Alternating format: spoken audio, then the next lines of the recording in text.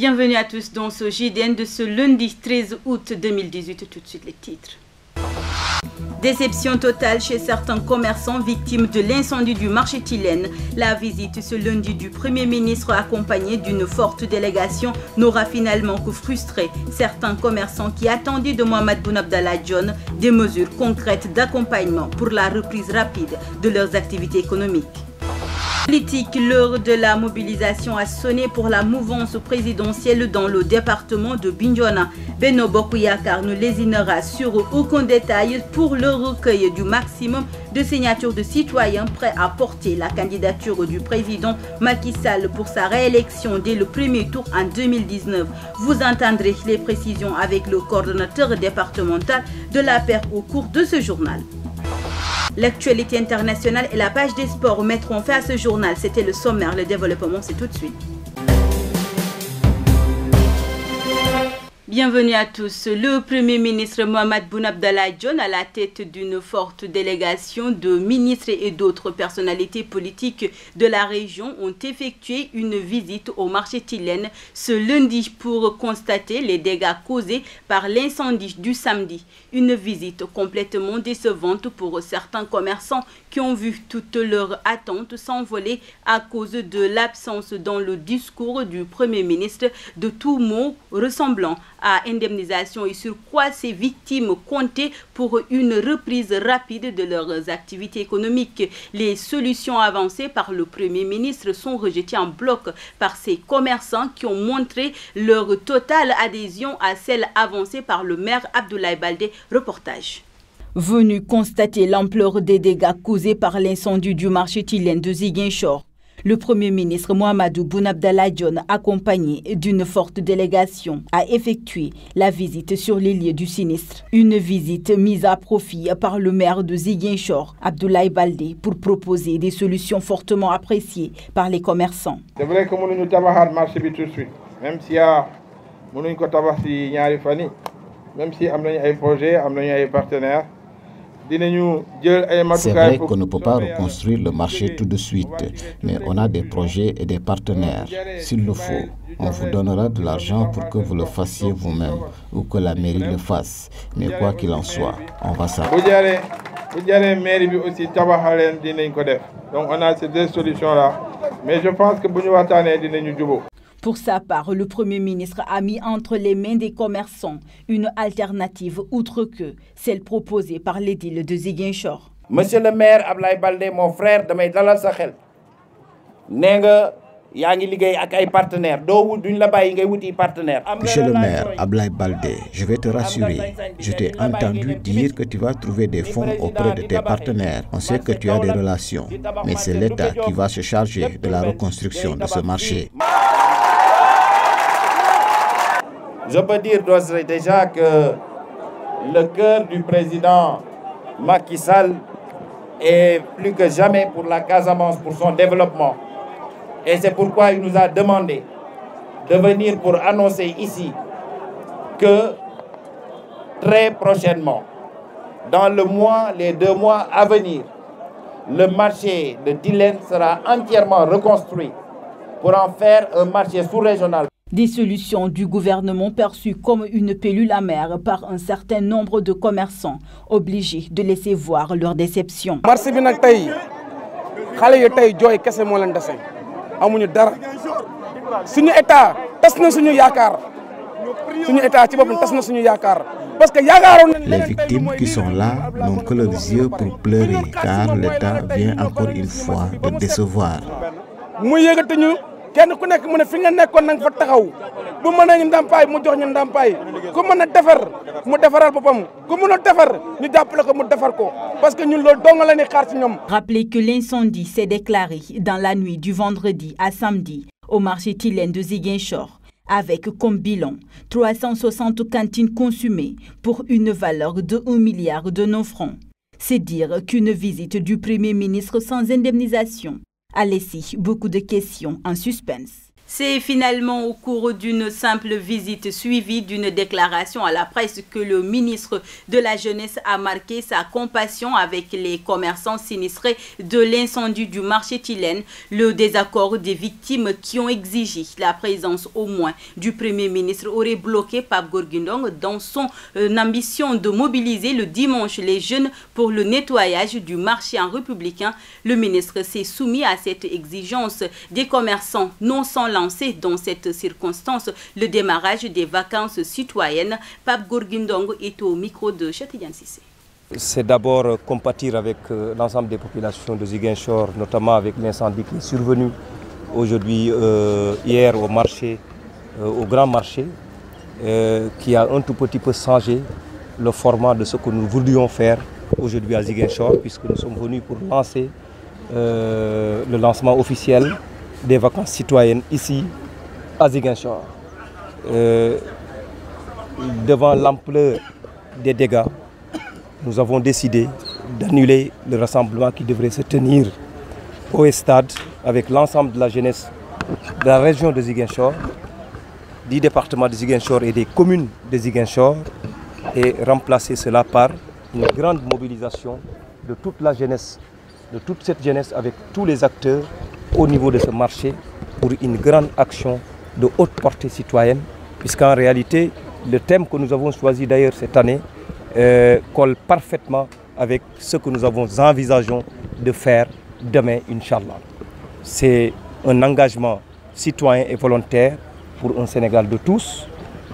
Demain, c'est ce même engagement, dans un élan volontaire et volontariste, qu'on va engager toute la jeunesse de Ziguinchor pour aller maintenant nettoyer tout le marché, déblayer tout ce qui se trouvait là-bas et compatir avec l'ensemble de ces sinistrés, mais aussi apporter la solidarité, une solidarité agissante dans des moments où tout le monde a besoin d'agir pour pouvoir apaiser les tensions de l'autre. Donc voilà ce que je voulais aujourd'hui déclarer ici à l'aéroport de Ziguinchor, que demain, c'est un appel que je lance à toutes les populations de Ziguinchor, particulièrement sa jeunesse, à se mobiliser comme un seul homme ou une seule dame pour venir accompagner les sinistrés de ce marché, apporter notre solidarité et permettre de lancer officiellement au niveau de ce marché les vacances citoyennes qui vont démarrer avec une grande action de portée citoyenne cette année. Les partisans du président Macky Sall du département de Bignona multiplient les initiatives pour être à l'abri de toute surprise durant tout le processus qui mène vers la présidentielle du 24 février 2019. Une rencontre a réuni samedi la quasi-totalité des responsables de Benno Bokk Yakaar à Fogny pour mettre tous les responsables au même pied d'information à la veille de la conquête des signatures pour le parrainage de leur candidat Abdoulaye Badji, coordonnateur de Benno Bokk Yakaar de Bignona, que nous écoutons au micro de Lamine Badiane. Les jalons, c'était il y a peut-être 3 semaines derrière. C'était réunis pour justement aborder ces questions vraiment de parrainage, etc. Aujourd'hui, on affine parce que c'est quasiment tous les responsables qui sont conviés, tous ceux qui ont été formés pour ça, et tous les maires, tous les coordonnateurs et tous les élus quasiment qui sont conviés pour venir partager et se mettre au même niveau d'information par rapport à cette question du parrainage. L'objectif, c'est vraiment de dire au président, nous sommes prêts. Et la meilleure manière de le dire, c'est de le faire en un temps vraiment record. Et de régler cette question de parrainage. Et maintenant, pour le reste du temps, on peut se mettre dans l'animation politique. Parce que de toute façon, c'est le coup d'envoi vraiment du portage de la candidature du président Macky Sall, et donc ce sera non-stop jusqu'au 24 février 2019. Notre problème, c'est peut-être ceux qui ne sont pas nos militants. C'est vers ceux-là qu'il faut aller, c'est ceux-là qu'il faut convaincre. Eh bien, 90% c'est le bilan du président et les 10% c'est peut-être nous-mêmes dans le coin. On a assisté à un baptême, ça peut aider. On a assisté à quelque chose, ça peut aider. Mais les 90% c'est le bilan du président qui est particulièrement élogieux, surtout dans notre département de Bignona. Ben, Ousmane Sonko, je vous rappelle, ça c'est l'histoire. Corobert était encore beaucoup plus puissant que Ousmane Sonko. Les résultats, vous le connaissez. Ce sera pareil. L'association départementale des moniteurs de collectivités éducatives de Bignona a regroupé pendant 3 semaines des dizaines d'enfants à Abéné dans le cadre d'une colonie de vacances. Le parrain de cette première édition est le président de l'Observatoire national sur l'investissement qui a promis de renforcer son accompagnement pour les prochaines éditions. Écoutons Mamadou Lamine Keita au micro de Lamine Badian. Comme vous le savez, nos enfants sont ce que nous avons de plus cher. Tout ce que nous devons pouvoir mobiliser pour les rendre heureux, pour leur donner des moments de plaisir, de loisir, après bien entendu les études, nous devons le faire. C'est pourquoi je n'ai pas hésité à être parrain de la première édition des colonies de vacances organisées par l'association des éducateurs de collectivités éducatives du Sénégal, mais antenne de Bignona.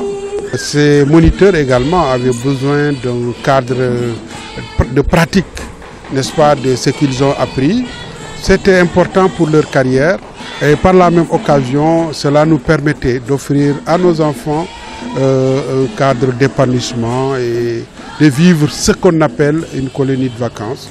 Nous l'avons fait et nous avons tout à l'heure rappelé à ces mêmes enfants que nous sommes décidés à les accompagner, à faire de sorte que chaque année, la colonie se tienne, s'améliore en qualité et en effectif pour que plus tard, ce qu'on appelle colonie de vacances ne soit plus un tabou ou quelque chose que nos enfants ignorent. À présent, nous passons à l'actualité internationale en bref et en images. Dimanche, jour du scrutin, les bureaux de vote n'ont pas connu de forte affluence en raison d'une météo pluvieuse, des risques de violence ou encore du manque de suspense. Les opérations de dépouillement ont débuté dès leur fermeture à 18h GMT heure locale. Le président candidat et son adversaire se sont livrés le même jour à une passe d'armes sur la fraude électorale, selon le camp de MCC, qui se disait toutefois confiant en votant dans son fief Benyafunke. Des bulletins de vote ont circulé en dehors des circuits normaux depuis plusieurs jours, preuve que des bourrages d'urnes étaient en préparation. Ibrahim Boubacar Keïta a répliqué en dénonçant des manœuvres de l'opposition visant à faire croire que nous serions dans une logique de fraude. Comment frauder quand on a l'assurance de l'estime de son peuple? S'est-il interrogé. À 73 ans, M. Keïta est en position de force pour remporter un second mandat de 5 ans. Au premier tour, il avait récolté 41,70% des suffrages contre 17,78% pour MCC. Un ancien ministre des Finances de 68 ans qui n'a pas su unir l'opposition pendant l'entre-deux tours. En 2013, déjà opposé à MCC, Ibeka avait été plébiscité avec un score de plus de 77%. 3 mois après la rencontre historique entre Donald Trump et Kim Jong-un, les deux Corées se réuniront en septembre à Pyongyang pour un nouveau sommet après celui du mois d'avril dernier. C'est ce qu'a annoncé lundi l'agence sud-coréenne. Alors que les deux camps ont engagé des discussions de haut niveau dans la zone militaire, le président sud-coréen Moon Jae-in fera le voyage jusqu'en Corée du Nord. En attendant cette rencontre, les pourparlers se tiennent ce lundi dans la partie nord du village frontalier de Panmunjom. Si la tension était palpable, aucun affrontement majeur n'a marqué cette journée de manifestation. De nombreux policiers séparaient les deux camps autour de la place Lafayette, devant la Maison Blanche. Seulement une vingtaine de suprématistes blancs avaient cette fois répondu à l'appel de Jason Kessler, leader du groupe Unite the Right et co-organisateur de la marche de Charlottesville l'an dernier. Jason Kessler s'était vu refuser le droit d'organiser un nouveau rassemblement à Charlottesville et avait décidé de mener une marche à Washington. Un regard de la mobilisation. Les observateurs s'accordent pour décrire un mouvement en perte de vitesse. Nous passons à l'actualité sportive avec Mafou Kouyaté. Merci et bienvenue dans cette page sport de ce lundi 13 août 2018. En tournée européenne, le coach des Lions a relancé la piste Ferland Mendy. Selon Record, Aliou Cissé aurait inscrit le nom du latéral gauche de l'Olympique lyonnais dans son agenda. Né en France, d'origine sénégalaise, Ferland Mendy, 22 ans, ne ferme pas la porte aux Lions de la Teranga. Mais l'ancien Havrais hésite toujours entre le Sénégal et la France. Aliou Cissé s'est également renseigné sur le binational Pape Cheikh Diop qui évolue à Lyon. Record qui donne l'information précise que le sélectionneur national a pris langue avec la famille du joueur de 21 ans pour sonder sa motivation. Henri Saivet poussé vers la sortie. À l'entame de la saison 2018-2019, tous les joueurs ont eu droit à un numéro, sauf l'international sénégalais Saivet. Cela prouverait qu'il est poussé vers la sortie. Annoncé à Bursaspor, le milieu relayeur des Lions doit se résoudre à rejoindre la Super League turque pour se relancer. L'Olympique de Marseille a ouvert la saison 2018-2019 vendredi contre Toulouse par une large victoire 4-0. Ce succès permet aux Olympiens d'être les premiers leaders du classement à la différence de but. 9 autres équipes ont remporté leur premier match, dont les grosses cylindrées du championnat. Le Paris Saint-Germain, favori à sa propre succession, a fait ses camps 3-0 sans la plupart de ses titulaires. L'AS Monaco s'est montré d'un réalisme glaçant contre Nantes 3-1 et l'OL a assuré contre Amiens 2-0. La Saint-Étienne a confirmé son excellente année 2018 en disposant de Guingamp 2-1. En Angleterre, le premier choc de la saison du Premier League a tourné à l'avantage du champion en titre, Manchester City, sur le terrain d'Arsenal 2-0. Raheem Sterling et Bernardo Silva ont marqué. Liverpool n'a fait qu'une bouchée de West Ham, 4-0 dimanche pour la reprise du championnat. Mohamed Salah et Sadio Mane, doublés, ont tous les deux marqué. Et la recrue Naby Keita a impressionné. Bien aidé par une belle inspiration d'Ousmane Dembélé, le Barça a remporté dimanche sa Super Coupe d'Espagne aux dépens du Séville FC 2-1. Voilà ce qui met fin à l'actualité sportive dans ce journal.